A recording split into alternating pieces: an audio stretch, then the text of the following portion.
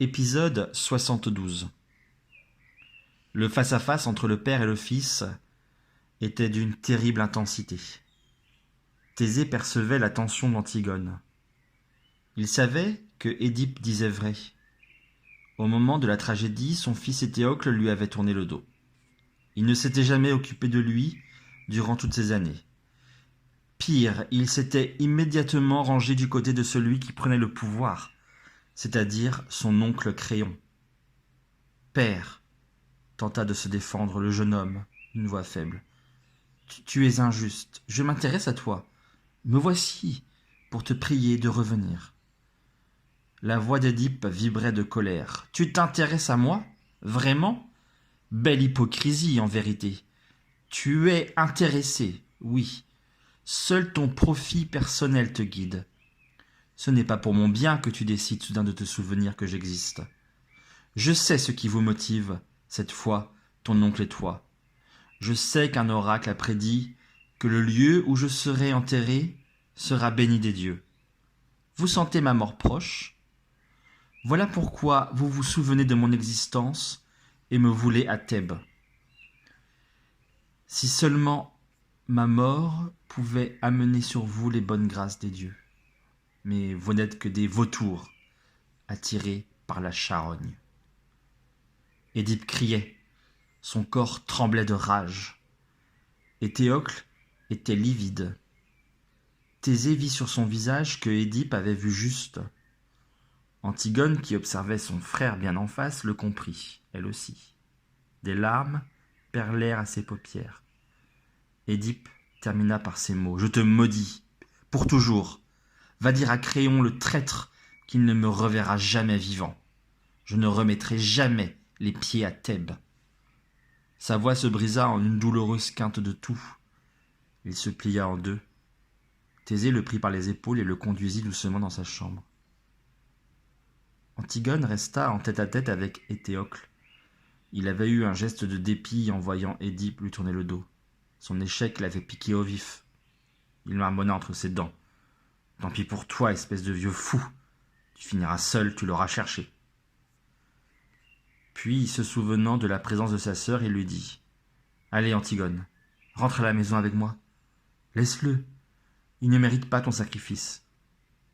C'est un homme orgueilleux qui ne pense qu'à lui. » La jeune fille posa sur son frère un regard plein de reproches. « Comment peux-tu être de si mauvaise foi? As-tu oublié qu'il s'est exilé pour sauver Thèbes de la peste? As-tu oublié qu'il a tout perdu, tout donné, son trône, ses biens, sa famille, pour expier un crime qu'il a commis sans le savoir? Non, Édipe ne pense jamais à lui. C'est pour cela qu'il s'est usé sur les chemins de son errance. » Étéocle haussa les épaules et sauta sur son cheval. Il n'y avait plus de trace de tendresse dans sa voix lorsqu'il conclut. « C'est ton dernier mot? Tu préfères rester avec lui ?» Antigone hocha la tête. Il éperonna son bel étalon à la robe claire et agita la main en signe d'adieu. L'exil d'Antigone n'était pas près de finir. Ses joues brûlaient.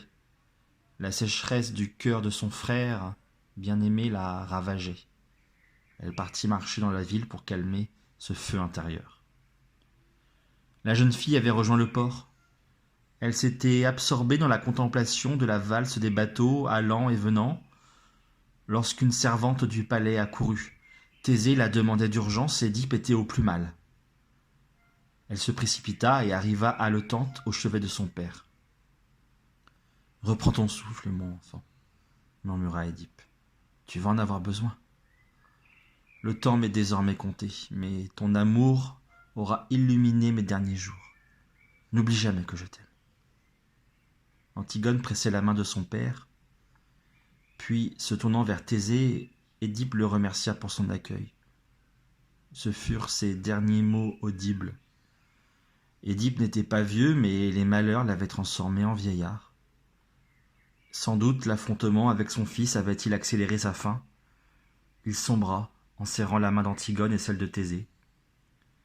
Ils écoutèrent sa respiration toute la nuit.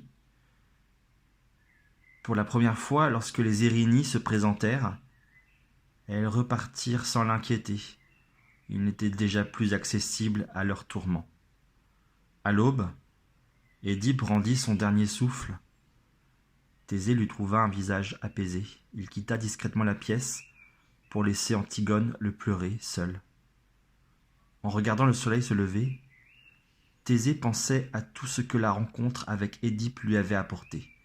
Il se sentait un autre homme. Il pensait aussi à la grande place que l'aveugle et sa fille avaient pris dans sa vie et au vide qu'ils allaient laisser. Car il ne doutait pas que l'appel de Thèbes serait plus fort que tout pour Antigone.